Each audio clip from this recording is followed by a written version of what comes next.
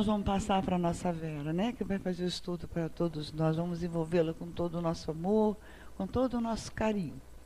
Assim seja, né? Vamos a isso. Sim. Que a graça de Deus continue com todos, que nós possamos nos desligarmos das questões da matéria por um tempo e só usemos a matéria cerebral para facilitar o raciocínio espiritual dos temas da noite de hoje. Que os nossos amigos internautas possam também estar nessa sintonia de trabalho, nessa sintonia do bem, nessa sintonia que nos leva, mesmo e sempre através da internet, a alcançarmos as vibrações emanadas do estudo e do apoio espiritual das casas afins. Senhor Sanson, o livro é Céu e Inferno. Senhor Sanson, antigo membro da Sociedade Espírita de Paris, que desencarnou em 1862, teve um ano, o último ano, de muito sofrimento, de doenças. Quando ele fez a previsão em si mesmo, né, conscientemente, que ia desencarnar, dirigiu ao presidente da Sociedade Parisiense de Estudos Espíritas, ou Sociedade Espírita de Paris, se fala as duas formas, uma carta onde ele pede, eu vou resumir, né? Onde ele pede que ele seja, logo que possível, que ele seja solicitado, evocada a presença dele na sociedade, para que realmente ficasse comprovada a sobrevivência da alma, a individualidade da alma, a comunicabilidade, enfim, todas essas questões. Não vamos deixar de longe. 1857 sai o Livro dos Espíritos, 1862 a Revista Espírita começa em 1858, a Revista Espírita é da Sociedade Espírita, né? São publicações que Kardec faz, e muito menos que o Livro dos Médiuns, que traz a teoria explicativa dos fenômenos, é de 1861. Então, esse momento ainda é um momento da necessidade de comprovações. Ainda é um momento que muita gente ainda está nele, né? Infelizmente. Que eram os fenômenos, que quer ver para crer, que acha que é, mas não sabe se é, acredita, mas desacredita, e fica com um pé lá, outro cá, né? Essa semana estivemos falando numa casa espírita, que tá querendo ser espírita. E aí eu tenho ainda uns dogmas lá, mas tá na passagem para o entendimento, e nós estávamos exatamente dizendo, ou a gente é ou não é espírita. Agora, dizer que é espírita, e bota branco, não sei das quantas, tem a série de manias, e não é espírita. Ouvir que Livro dos Médiuns Kardec está ultrapassado, não é espírita. Não leu, não estudou, não se aprofundou, está por fora. Então, nós espíritas que estudamos e sabemos, aprofundamos, desde a física quântica até as possibilidades vias virtuais, com todo um trajeto tecnológico que isso nos traz, comprovamos a cada dia as possibilidades de realmente sermos espíritos e não matéria. E utilizarmos matérias e materiais diferentes, inclusive os virtuais, para a comunicação. Então, Sanson fala isso. Não fala isso tudo que eu falei, isso tudo que eu falei, fala Caibar Chuta. Lá da Alvorada Nova. Não é nosso lar, mas é Alvorada Nova, a colônia espiritual. Aí, o que aconteceu? Ele está lá na câmara mortuária, com alguns membros, ele corpo. E, em presença do corpo, houve a conversa a seguir 1 hora antes do enterro. Tínhamos um duplo objetivo: cumprir a última vontade do Senhor Sanson e observar mais uma vez a situação da alma em um momento tão próximo da morte. Quer dizer, morreu, evocou. Isso é só para Sanson, viu? Não vai chamar o seu filho que morreu, nem sua mãe, não, porque a coisa complica. Morreu, evocou. Médiuns treinados, há um objetivo claro, amparados por Kardec, por toda uma pleiade de espíritos que assina lá o Prolegômenos do Livro dos Espíritos, desde Vicente de Paulo, Platão, Sócrates, Swedenborg, aquela turma toda, só gente fina. Então a gente não começa a evocar. Aí eu não evoco, mas fico, mamãe, que saudade, evocou. Meu filho, por que tu foi? Evocou. Marido, por que me desse chacha? Evocou. Dançou. Perturba lá e perturba-se a si mesmo. Porque o tema hoje chama-se perturbação espiritual. Mas não é essa perturbação nossa, não. Que a gente já é perturbadinho, imperfeito. Essa não é essa. Nem aquela perturbação, é um obsessor. Coitadinho dos companheiros que estão em torno de nós. Né? Muitas das vezes, tão iguais a nós que a gente nem percebe. E chama de obsessor. Né? A gente já tem aquela vontade encruada dentro do guarda-vestido. Agora está na moda esse negócio de guarda-roupa. Entra no guarda-roupa, sai do guarda-roupa. Então, armário, do armário. Guarda-roupa nem sabe o que é. É armário, gente. No outro dia eu falei bonde para os meus alunos, eles ficaram me olhando. Aí eu tive que pegar uma foto na internet. Por isso que eu amo a titio Google bem usado, para mostrar a eles o que era um bonde, porque nunca tinham visto. Mas aí a gente tem que ter esse cuidado, porque às vezes a gente acha que não evoca e evoca. Que está o tempo todo pensando naquela pessoa, guardando as coisas todas, amarrado naquela situação, e aí sente a pessoa próxima, sai correndo para a casa espírita, vem fazer atendimento fraterno, pede para botar nome na irradiação, que o espírito está lá na minha casa. Aliás, o espírito está em todo quanto é lugar. Então, isso é o primeiro ponto para a gente parar de se perturbar com bobagem. Mas a perturbação espiritual que nós vamos tratar aqui é outra. Mas é bom a gente não se perturbar com essas outras coisas que a gente chama de perturbação, porque se a gente desencarnar agora, não vamos ficar perturbados. Ou tão perturbados com essa perturbação e mais a perturbação que é normal da desencarnação. Numa das perguntas, aí ele foi evocado como espírito. Numa das perguntas, sofrias tanto que podemos, penso eu, perguntar como está se passando agora. Ainda sente as dores? Que sensações experimentais comportando vossa situação presente de 2 dias atrás? Ele diz que a situação dele é bem feliz. Nada mais sinto das minhas dores. E aí ele coloca que a passagem da vida terrestre para a vida dos espíritos, primeiro foi incompreensível em mim. Mas o cara não era lá da Sociedade Espírita de Paris?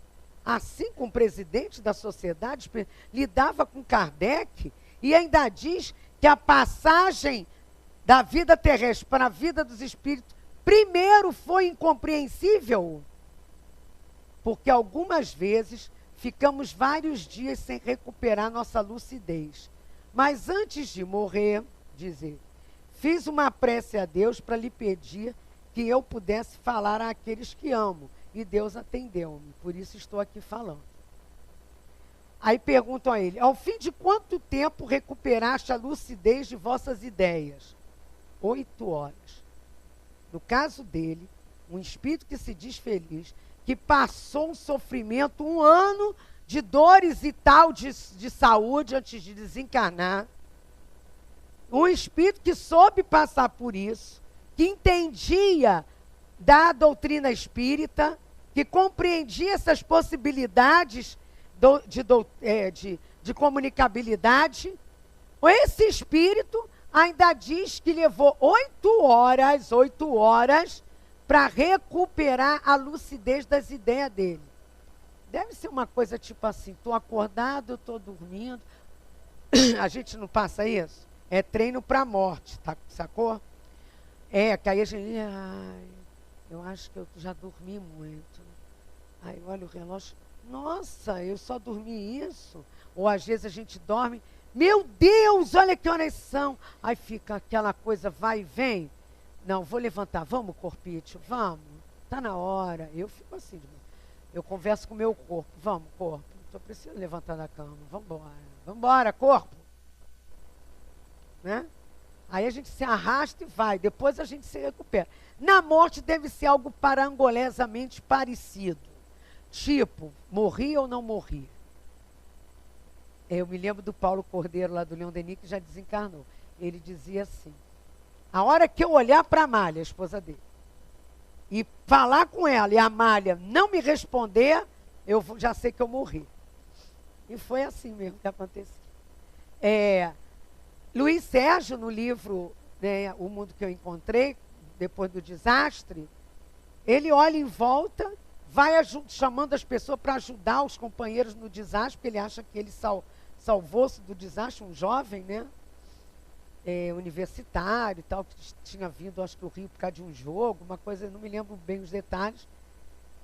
E ele não conseguia, ele via para tudo, mas ninguém ouvia. Até que uma hora lá, peraí, o que aconteceu? Morri. Porque ele já tinha um certo conhecimento também da doutrina espírita. Bom, vou passar para 163 do Livro dos Espíritos. Eu não trouxe o 163. É porque eu não quis, é porque eu já trouxe esse tijolinho, que é a tradução lá da Casa de Leon Denis, do Céu e Inferno. E tá a tradução além da letra ser maior, a tradução é dentro de como nós falamos, né? Sujeito, verbo e predicado. Então é mais fácil para compreensão. 163. A alma tem consciência de si mesma imediatamente depois de deixar o corpo? Imediatamente não é bem o termo. A alma passa algum tempo em estado de perturbação. Bom, vamos pensar assim. Outro companheiro, porque aí eu também não vou, eu até separei um montão deles, mas eu sei que não vou poder falar de todos, né?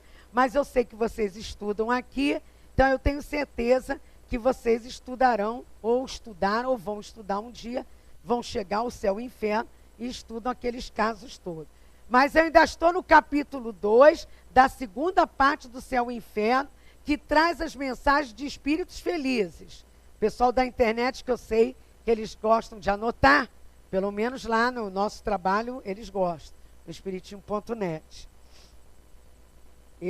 Às vezes eu entro na sala de vocês também, quando eu não estou presa lá, na sala do CELD, nem no espiritismo.net dando aula online de doutrina espírita, então eu sei que o pessoal se interessa.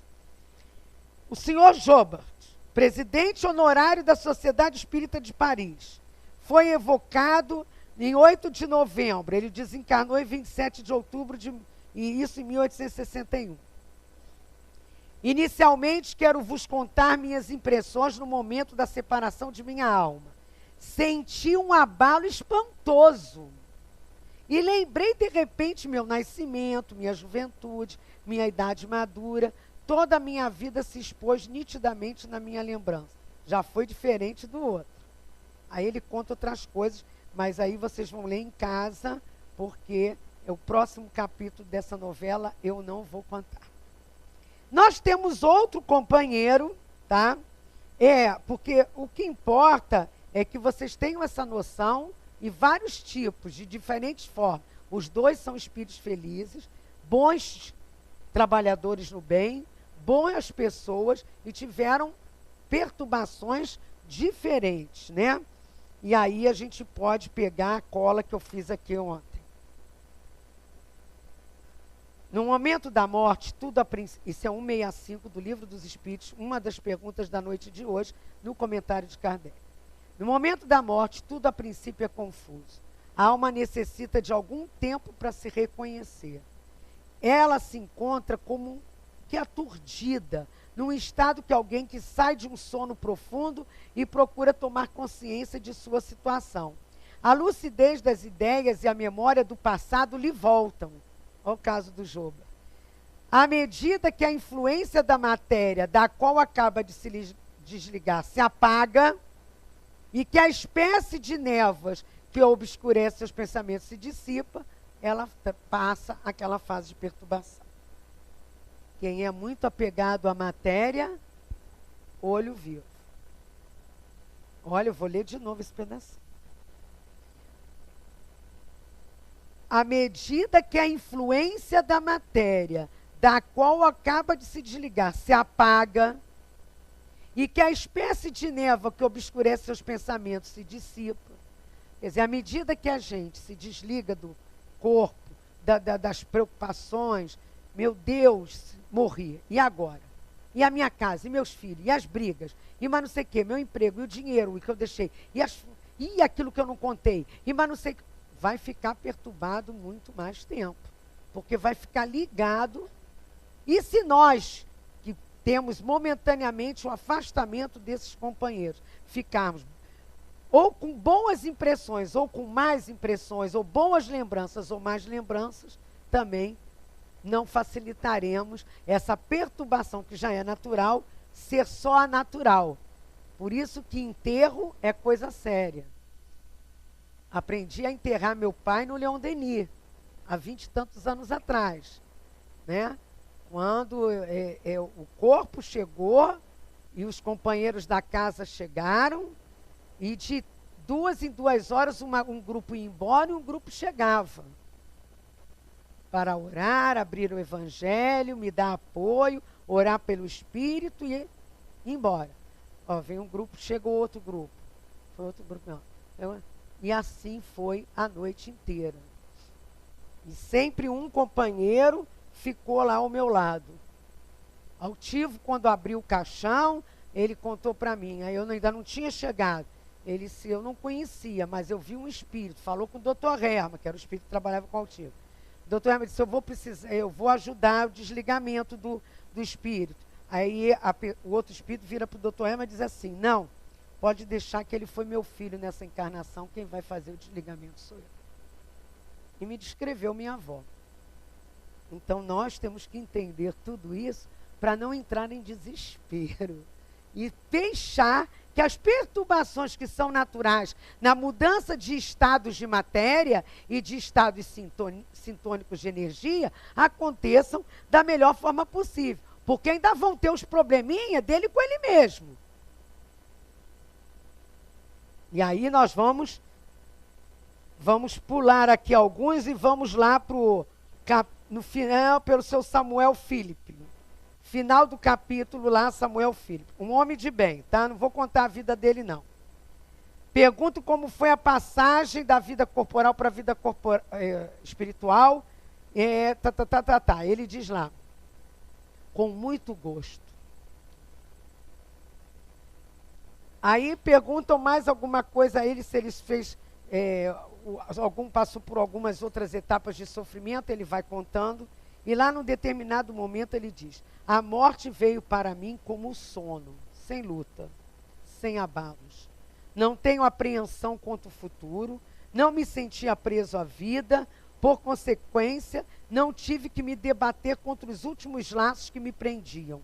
A separação ocorreu sem esforço, sem dor, e sem que me apercebesse disso. Ignoro quanto tempo durou, porém ele foi curto. O despertar foi de uma calma que contrastava com o meu estado precedente. Não mais sentia dor e estava feliz com isso. Esse estado foi entremeado de instantes de lucidez e de sonolência, durante os quais eu recobrava e perdia alternadamente a consciência do meu eu. Pouco a pouco minhas ideias adquiriram mais nitidez. A luz que eu entrevia através de um nevoeiro fez-se mais brilhante. Então comecei a me reconhecer e compreendi que não pertencia mais ao mundo terrestre. Se eu não houvesse conhecido o Espiritismo, a ilusão, sem dúvida, teria se prolongado por muito mais tempo. 165 da noite de hoje. O conhecimento do Espiritismo exerce uma influência sobre a situação, a duração e a perturbação após a morte? Uma influência muito grande, visto que o espírito compreendia antecipadamente a sua situação. Porém, a prática do bem e a consciência pura são o que tem maior influência. Então, se nós somos espíritos, conhecemos o espiritismo, sabemos disso tudo, mas não praticamos o bem, não temos a consciência tranquila do esforço para domar as más tendências, não temos a consciência tranquila do nosso esforço, da nossa intenção de melhora, de mudança moral, babau. Eu sou espírita, oradora da casa de Leon Denis, morri. Ó, sou espírita lá do Leon Denis, ó, o meu crachá. Então, não tem nada a ver. Como é que estão as suas mãos? O que você traz? Ninguém pergunta, você se pergunta. E aí a perturbação, eu acho que do médium espírita é pior, a gente vê lá nos mensageiros. A perturbação dos médiuns que desistiram das suas tarefas e que se veem em dificuldades bem maiores na perturbação espiritual, né? Como André Luiz, que não foi espírita e ficou 8 anos lá na perturbação total, no umbral. Aquilo ali foi o passagem de perturbação espiritual. Não sabia se estava vivo, se estava morto, não reconhecia, chamavam ele de suicida, ele dizia que não, ele via coisas horrorosas. Por quê? A vida dele foi essa vida, conturbada na matéria. Sem nenhuma dedicação a nível do conhecimento de Deus. Mas fazia o bem. Em alguns momentos, ele tinha ímpetos de atendimento no bem, de graça, né? E isso o ajudou. Lá com o nosso queridinho ministro, lá, o Calarêncio, que estava lá ao lado dele, tentando ajudá-lo o tempo todo, né? Nossa, um montão de hora que ele ficou lá esperando que ele encontrasse essa consciência. Podemos também ver no céu e inferno, lá também nesse capítulo 2, e aí eu vou pegar mais adiante, vou pular o senhor Van Dust, mas a viúva de Fulon. Por quê? Eu vou pular alguns aqui que eu estudei ontem à noite, mas que são também interessantes, mas é porque o tempo é fogo. Estava certa de que terias a ideia de me evocar logo depois da minha libertação, e mantinha-me pronta para vos responder, porquanto não senti perturbação. Por que eu peguei alguns casos assim?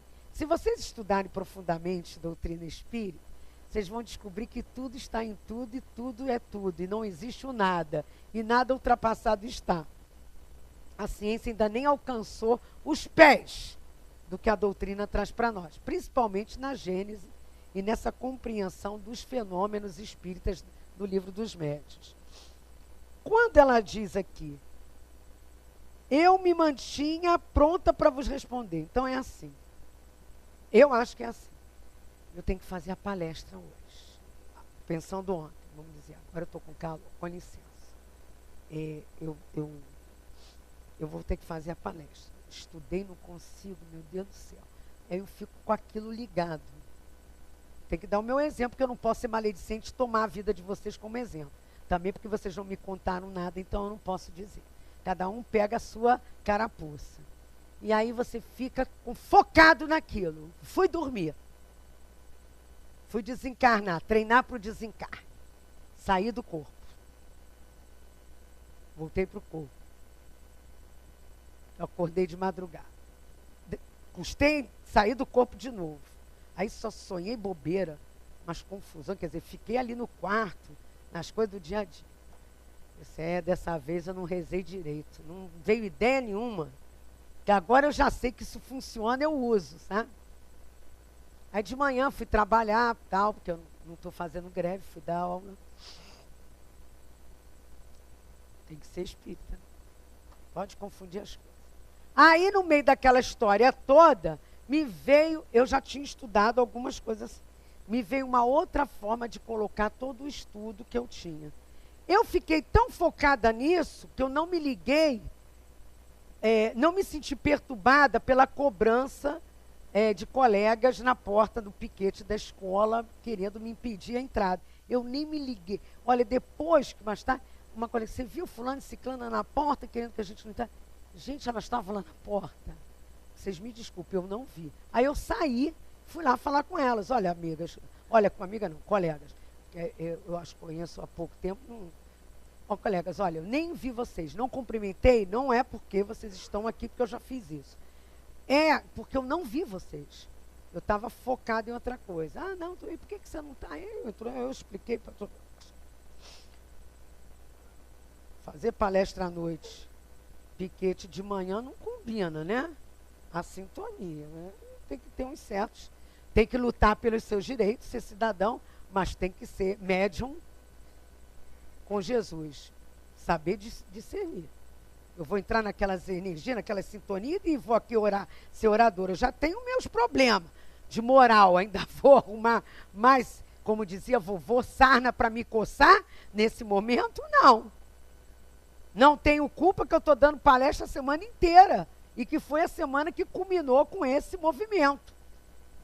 Talvez se fosse em outra, eu até estaria no movimento, né? Mas a gente tem que ter esses cuidados, porque a perturbação já tem uma perturbação própria e uma perturbação natural pela situação em si. Não que seja bom ou ruim, não estou aqui fazendo essa avaliação. Mas olha como eu foquei, essa daqui fez a mesma. Ela focou tanto que ela nem se ligou que tinha acontecido o desencarne e ela tinha passado pela perturbação. Ela diz assim, a morte, ela coloca isso depois bem claro, que a morte também veio para ela como um alívio, que ela era feliz. Outro espírito. Eu estou pegando só esses pedaços. Se vocês estudarem, tem o livro dos espíritos todo aqui nesses casos. Eu tenho eles estudados de várias formas para vários assuntos aqui, porque tem tudo a ver.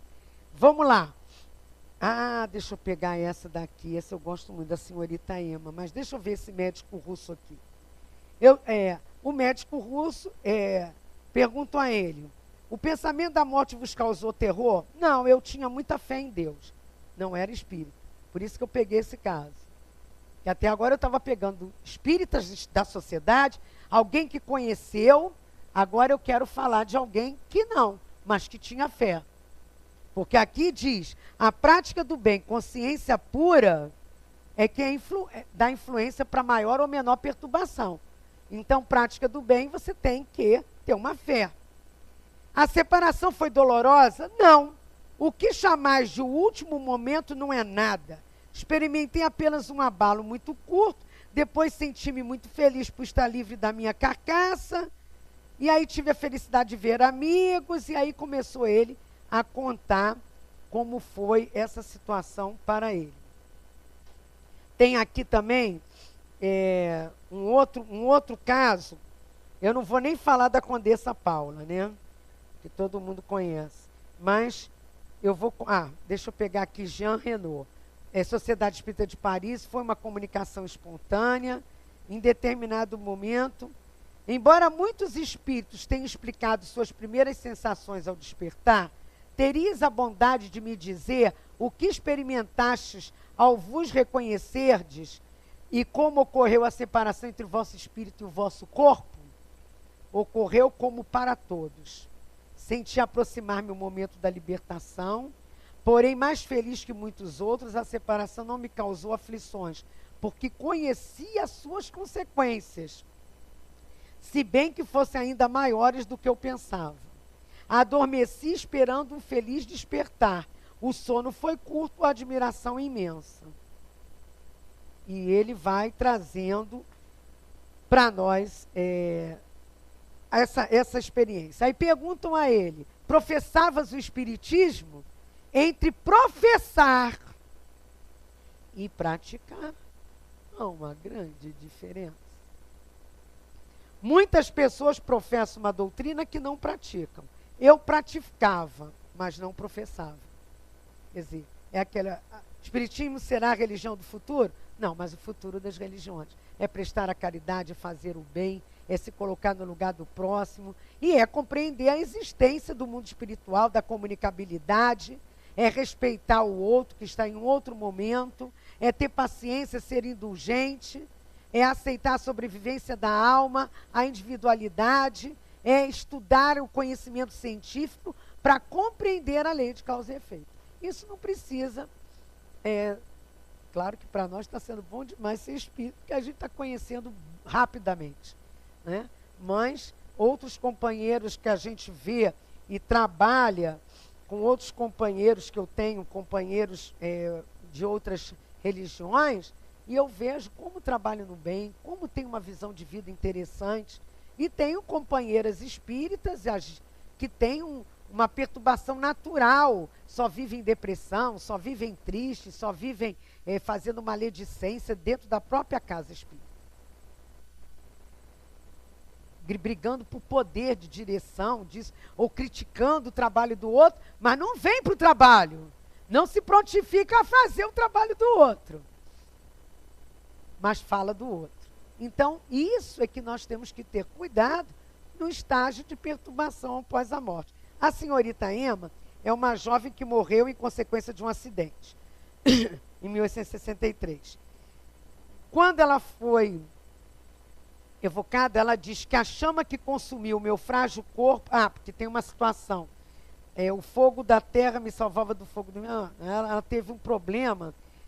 Como o acidente foi causado pelo fogo, ela passou por aqueles sofrimentos cruéis, né, do fogo no corpo. Aí ela diz que a chama que consumiu o meu frágil corpo despojou-me do interesse pelo que acontecia. Por isso morri já vivendo a verdadeira vida. A dor era tão intensa que ela saiu. Não senti perturbação. Entrei serena, concentrada, num dia radioso, que envolve aqueles que, depois de terem sofrido muito, esperavam um pouco. Né? É a obediência e a resignação da lei de Deus. Né? E aí, mais em outro momento aqui, ela fala que adorou a Deus sempre. E fala como é importante a oração para os desencarnados. Outro caso, Dr. Vignal, também em 1865. Desligamento foi bastante rápido, mais rápido do que meu pequeno mérito que fazia esperar. Mérito, uma palavrinha, quer dizer que será que quanto mais mérito eu tiver, mais fácil... Era uma espécie de oscilação descontínua. Era como um arrastamento em dois sentidos opostos. O espírito triunfou, visto que eu estou aqui. Deixei completamente o corpo somente no momento em que ele foi depositado na terra. Quer dizer, esse companheiro ainda acompanhou o enterro. Está lá no livro dos Espíritos a importância dos funerais. De nós não ficarmos fofocando, lembrando coisas ruins. Lembra coisas boas. Deixa as coisas ruins para lá. Orando sempre, né? Não é chegar lá perto para ver a cara do defunto, não. É chegar lá e olhar, espírito querido, agradeço pela convivência que estive contigo. Que a sua perturbação seja em pouco tempo, que você seja amparado pelos seus amigos espirituais, né? Que seus familiares que estão aqui presentes, você possa visualizá-los. Eu estou com saudade sim, chorando sim, sentida sim, mas certa de que um dia, ou daqui a um tempo, nos reencontraremos através do sono, através dos contatos da comunicabilidade, através das possibilidades que Deus nos dá. Né? Então, quando a gente tem essa visão, a gente tem... ele diz, inclusive, quando perguntam a ele sobre a cerimônia dos funerais, eu não quis incluir, porque tem a ver com outro ponto aqui do Livro dos Espíritos, mas ele diz que ele se sentiu no dever de assisti-la. Em algum momento aqui. Ele diz que ele estava bastante... Pergunta se ele estava bastante desligado do corpo. Ele diz que sim, mas que, na verdade, ele fez... Não é aqui não. Que ele fez questão de assistir em respeito aos que estavam ali, dando a ele o último adeus. Eu achei muito lindo isso. Vamos pular alguns outros, que de espírito feliz vocês já estão satisfeitos. Vamos para os de condições medianas. Pelo menos, para dar tempo de falar de algum deles aqui. Eu sempre falo aqui do Joseph Bré, eu vou pular ele por causa disso. Deixa o Bré para outro estudo. Senhora Helene Michel, evocada 3 dias após a sua morte. Ela tinha 25 anos, morte súbita, que nem papai.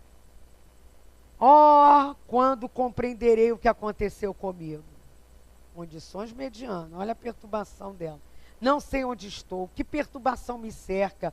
Vós me chamaste e eu vim. Não compreendo porque não estou em minha casa. Choram a minha ausência, mas eu não estou lá. E não posso fazer com que todos me reconheçam. Meu corpo não me pertence mais. No entanto, eu estou com frio. Eu estou me sentindo gelado. E vai assim por diante.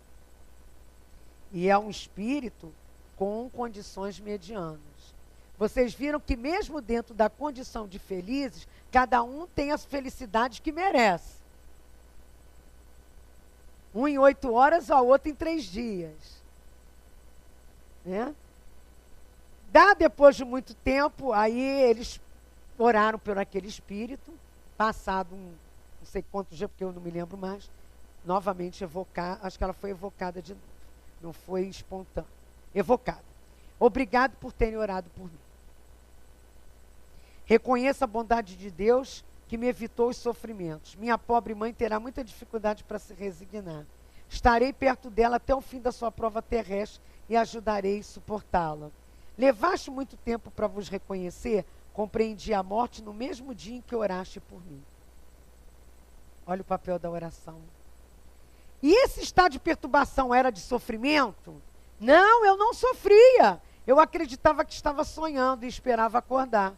Minha vida não foi isenta de dores, mas todo ser encarnado no mundo deve sofrer. Resignei-me à vontade de Deus, e aí fui levada em conta por Ele.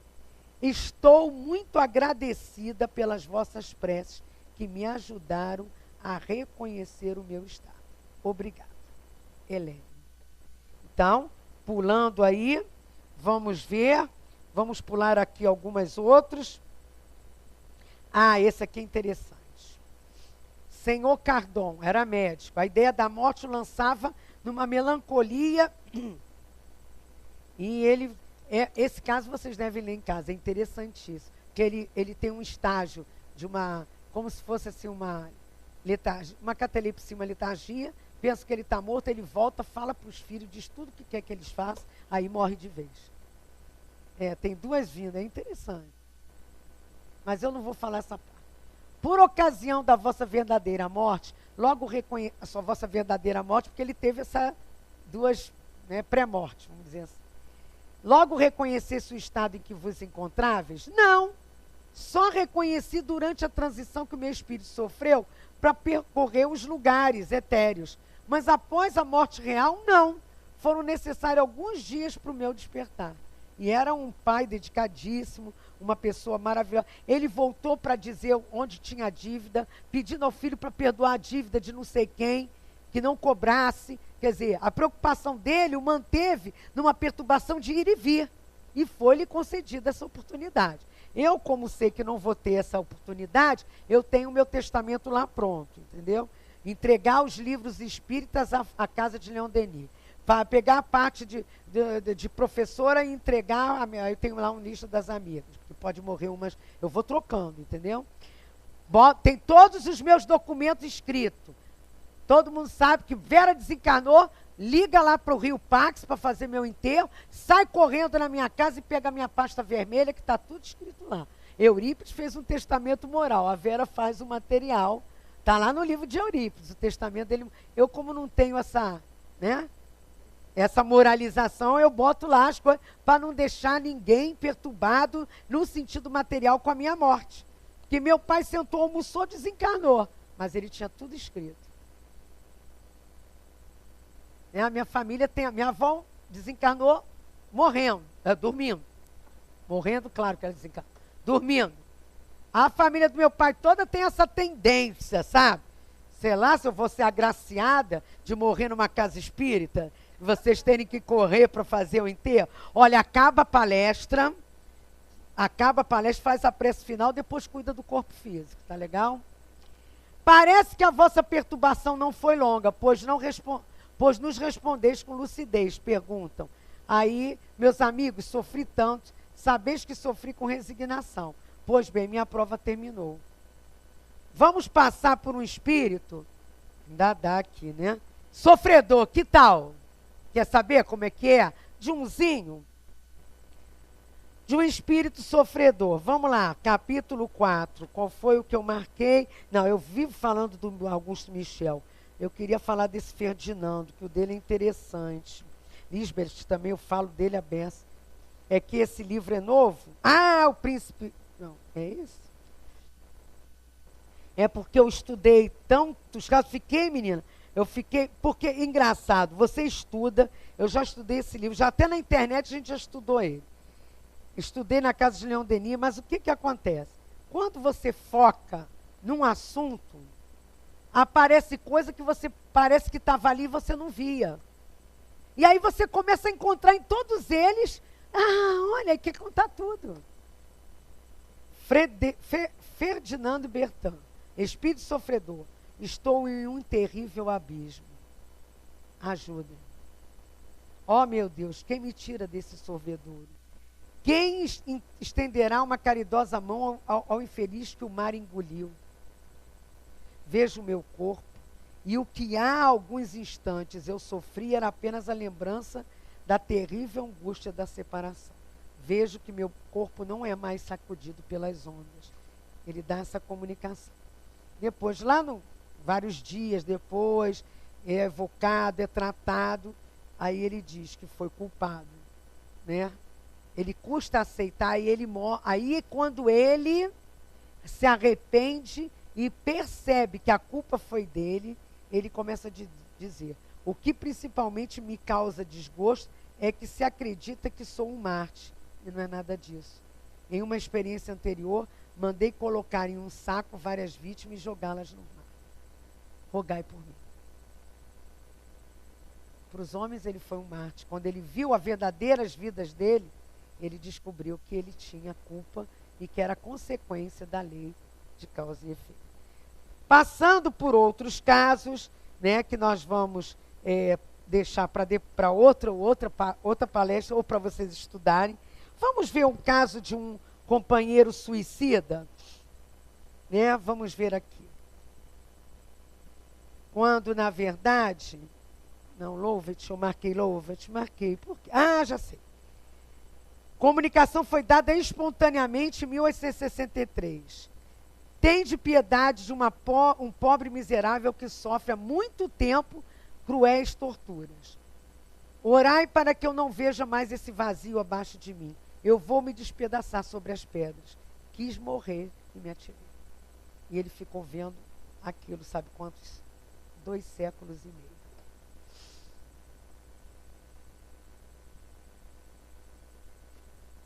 Até que ele chamou por Deus. E estava amparado, mas ele não via o amparo.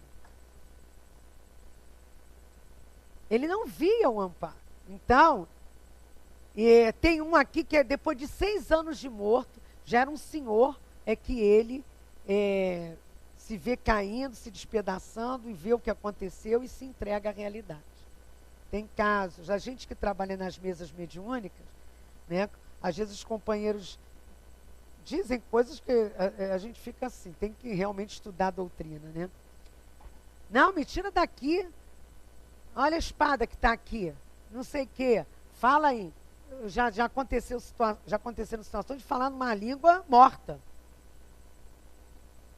Né? Que o médium, só por ter a visão do local, viu o calabouço, via tudo que está acontecendo.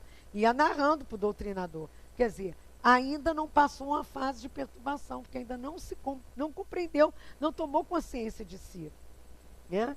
Tem outros casos, que agora eu vou passar. Vou para o criminoso arrependido. A gente já sabe dos suicidas como é mais difícil. Né? Por isso que, não se reza para suicida. Quem mandou ele se suicidar? A Igreja Católica, graças a Deus, mudou, né? E não podia. Eu me lembro que eu era adolescente e uma das minhas amigas se matou. Gente, até para saber que ela tinha se matado, ninguém queria dizer.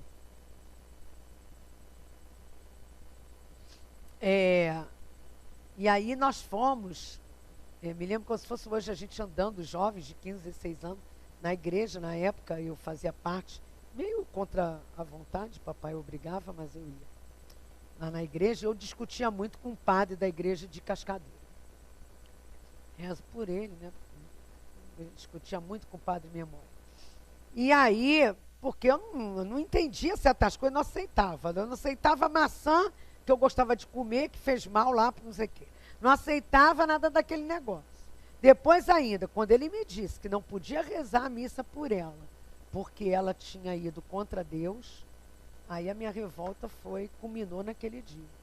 Né? Graças a Deus, nós passamos essa fase de perturbação nas ideias de Deus. Né?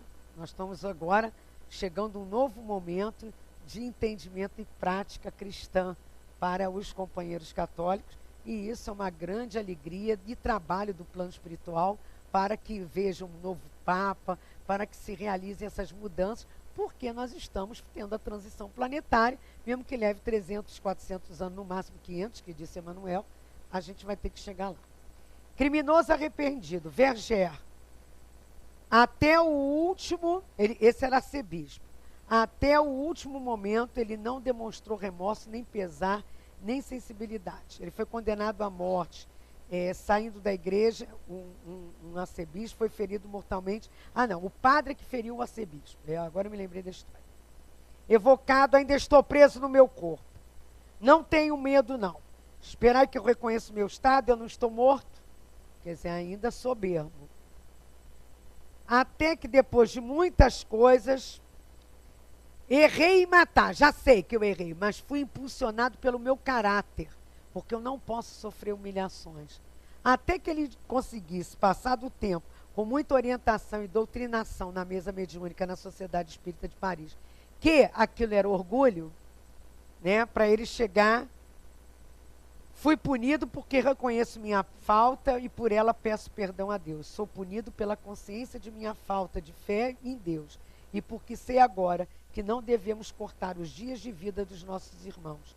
Sou punido pelo remorso de haver retardado o meu adiantamento. E me arrependo. E aí sim, ele passa aquela fase toda de perturbação, né, como espírito, começa a encarar uma nova frente, né, de vida espiritual e caminha, né, para o trabalho. Então nós vamos pular os outros criminosos arrependidos, mas tem umas situações muito interessantes. Como orgulho, gente. Nossa, não, tem um que diz, não quero que ele ore por mim, não quero que se preocupe comigo, não preciso do auxílio de ninguém. Né? E passa tempos, a paciência. Mas ele vinha quando evocado. Ele vinha, traziam ele e ele vinha. Quer dizer, como no fundo ele sabia como era bom estar ali. É igual quando a gente convida alguém para vir à casa espírita e a pessoa não quer. Mas ela acaba vindo.